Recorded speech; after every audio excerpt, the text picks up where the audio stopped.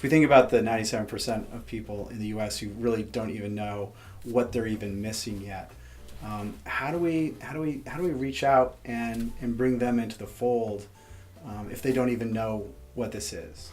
Well, and I think the big initiative at national level has been trial, and I think we've been trying that as well. And I think that's still has a lot to it. We need to get them here to try it.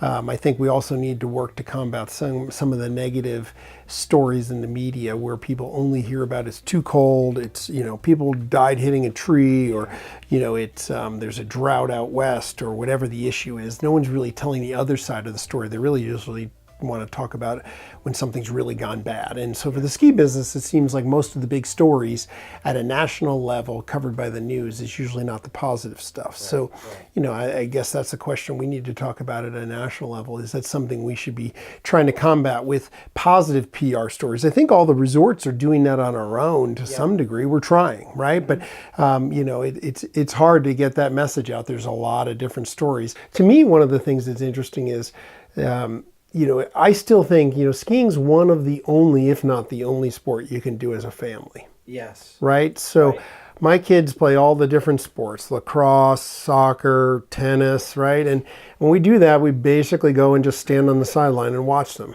Right? We don't do it together. I mean, you could throw the lacrosse ball with your son or daughter, right? But you don't go spend the whole day like you can. And even if you're at different ability levels here, right, you can take the same lift and then go down different trails. So to me, that's something that's unique. Even something like golf, right? Most people don't golf as a family. People talk about it, but the reality is most of the time, there's too big a difference in ability levels for a lot of sports. So to me, that's where I think we need to get better at explaining. It's way more than just the skiing. It's the experience of being with your family and friends and loved ones on a chairlift and the whole mountain experience, not just the skiing.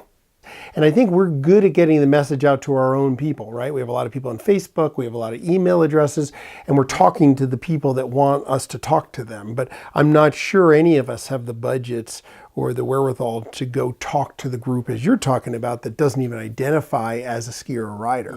And so the question is, that's always been a challenge in the business, is how much can you spend going after that person that doesn't even think they should become, they don't even know they could be a skier or rider. And so is that something nationally we should consider? I think it's worth a discussion.